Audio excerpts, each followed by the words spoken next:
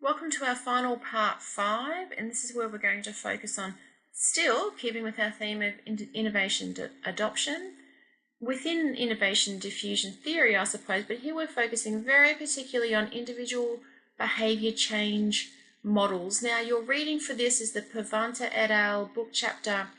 That comes out of a public health communication book, and as I said at the start of this lecture, a lot of research you'll find into diffusion theory actually comes out of health literature. So even though in that particular reading it obviously has a health flavour and a health focus, I do want to expose you to some different organisational settings in which innovation occurs and behaviour change occurs. So don't get hung up on the fact that it's got a health focus. Just see that as something new to think about and new to read about in a different context in which to understand these sorts of things. So in this section, I'm just going to go through a few different models that Pavanta reading goes through in terms of how can we think about how we go about changing people's behaviour. So this comes to, if we think about diffusion theory, this relates to things about communication particularly, and if we think about the innovation adoption stages or that innovation adoption process model, as adoption occurs over time, it's about that knowledge acquisition and persuasion stage. How do we encourage and engage with people to heighten and increase the likelihood that they are going to adopt whatever it is we want to adopt, whatever it is that we want them to adopt in terms of our innovation. So some of these will have links to our interpersonal communications theory module as well. Now the first sort of model or concept I want to introduce you to is this idea of message framing. So once we're communicating to individuals about an innovation, we are implicitly and inherently framing our message in certain ways. And that's very broadly in either a positive or a negative way. So whether we do it consciously or unconsciously, when we speak, when we communicate with other people, whether it's individuals or groups, we are framing information to make it interesting to them, to make it palatable to them, or we can be framing it to frighten people, to say, hey, look, there's all of these terrible consequences that we might face if we don't adopt this particular innovation. So the frame itself has an important impact on how people hear our information and how they process it. So broadly, there are gain-framed appeals or messages, and as the name suggests, that focuses on the advantages of an action, whereas loss-framed appeals state the disadvantages of not taking an action. So given our reading on this is a health-focused reading, one health-focused example of this are public health campaigns to encourage people to change their smoking behaviour, for example. So for quite some time, the public health messages around smoking were along the lines of every cigarette is doing you damage. So that's a loss-framed appeal where you're stating the disadvantages of engaging in smoking behaviour. But recently there's been a shift to a more gain-framed appeal or focus of messages when it comes to smoking. So rather than saying every cigarette is doing you damage, you might have seen some communications that have flipped that to go that every single cigarette that you are not smoking is actually making you better or is improving your health. So it's flipping it to a gain-framed appeal to say, actually, you know, even if you stop smoking 1 or 2 cigarettes, every cigarette that you don't smoke is actually helping you in some way. So what research tells us is the way that we frame our messages is important. Gain-framed appeals can, in many circumstances, have a more positive effect on how people receive and perceive and take up a particular piece of information. So message framing is important. Media richness theory tells us that different communication channels do better or do worse in terms of their ability to convey complex or ambiguous information. So when you're trying to convey something that might be difficult to understand, so if your innovation has attributes around complexity, if it might be a tech innovation or something like that where people really need to be across different language and need to be across different systems, for example, media richness theory would tell us that using a lean medium like email may not be most effective. It may be one communication channel that you use, but the more complex the information that you're trying to convey to people about an information, the richer the type of communication you should be using. If you think back to our interpersonal communication skills module, richer communication comes from that face-to-face interpersonal interaction, often one-on-one or one to a few. And you can see on that slide there all of the different components of communication and how the richer the communication channel that we use, like face-to-face, as opposed to email or a social media feed or something like that, the better it is for conveying that information that can be difficult to receive unless it is in a face-to-face kind of setting. So from that, it's just important for us to know that you need to think about your audience, you need to think about your message. If it's a complex message that you're trying to convey, then try to avoid lean mediums like email or those impersonal forms, or if you're going to use them, but they do need to be complemented with richer types of communication, which are those interpersonal face-to-face methods. Now, the rather awkwardly titled trans-theoretical model basically says to us that individuals move through a specific process when they're deciding to change their behaviour. So people, they can start by being very vaguely aware that they may change their behaviour in the future. There may be impetus for them to do that before they actually get to the ultimate stage of actually engaging in behaviour change. So I won't go into this one in much detail. It's fairly self-explanatory from the reading and even from that slide there.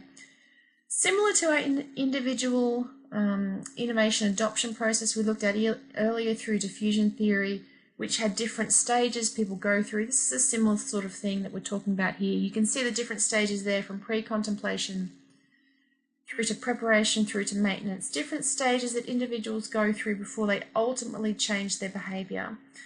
So from this, just be mindful, again, it's thinking about your audience, it's thinking about where people are in terms of their decision-making processes regarding their behaviour change.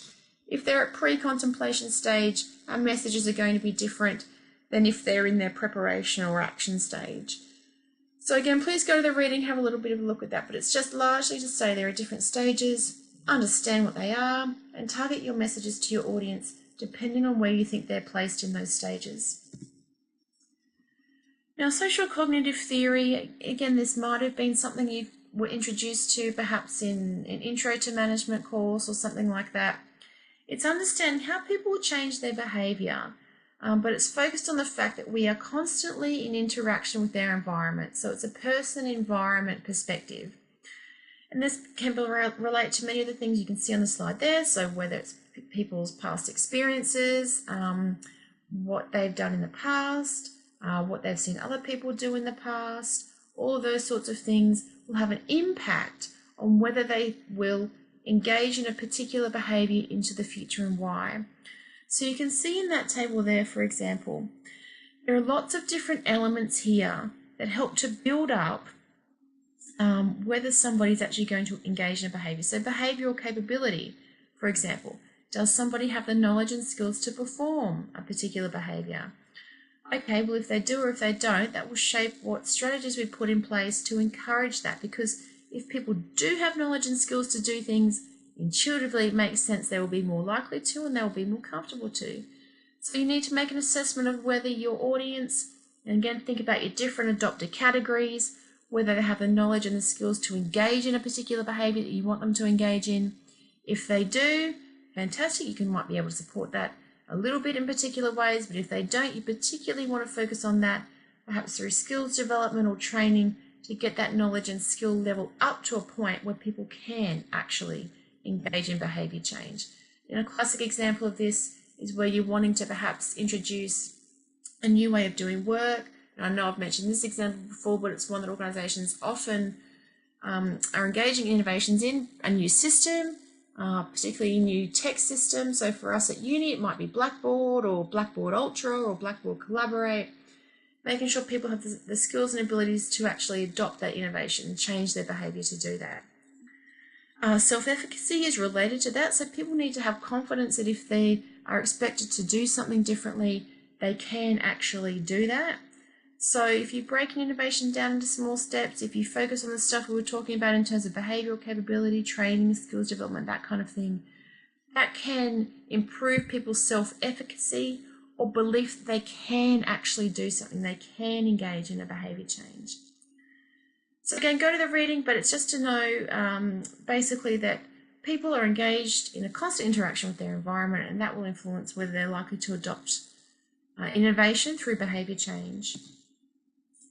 The elaboration likelihood model, I think, is an interesting one. So if you are interested in this model, if you want to do some more research in it, it's in the persuasion kind of literature. Basically what ELM tells us is that when people are processing information, there is a central route that they can do that through, or a more peripheral route through which they can process some information or a piece of content. So a central route, people process information that way when they might already have an underlying interest or some knowledge in a particular area. And so when people process information through a central route, they process that through logical fact and logical reason, rational persuasion, those kind of influencing strategies, showing me evidence and fact and all those sorts of things. And that can then encourage people to change their behaviour. Peripheral route processing, on the other hand, is where the central route processing hasn't worked, or maybe people aren't particularly interested in hearing about what you want to talk to them about, or they may not be particularly interested in a particular innovation.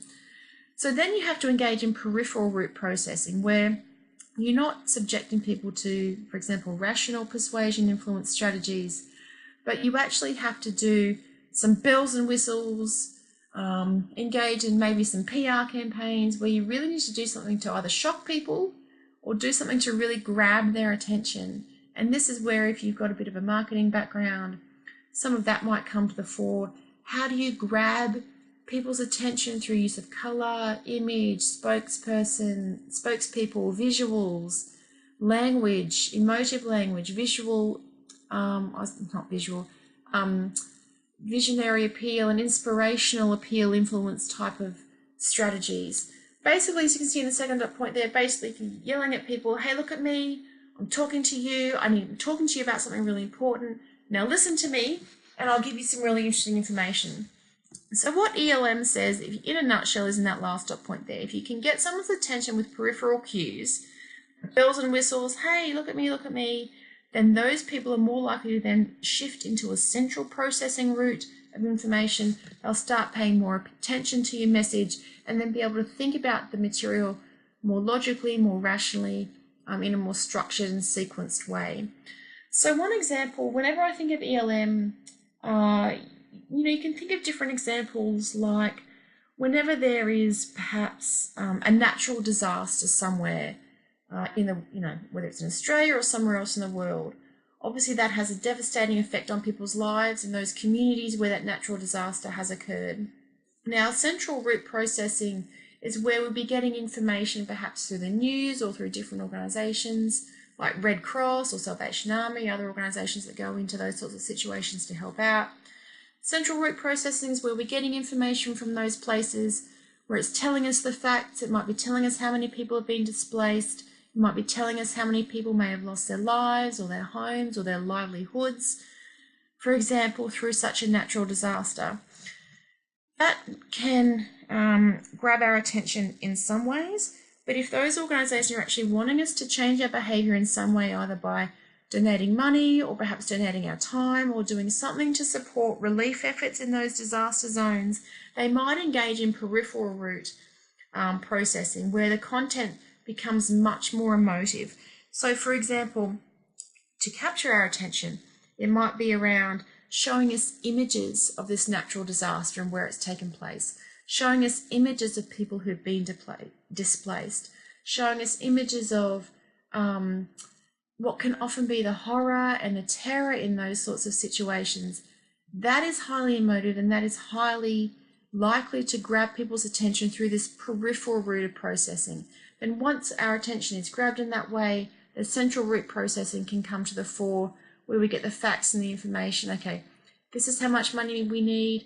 This might, if you donate this amount of money, that will be really helpful to us, etc., etc., etc. So that's one example of persuasion through different processing routes that people go through in their heads when they're engaging in assessing information.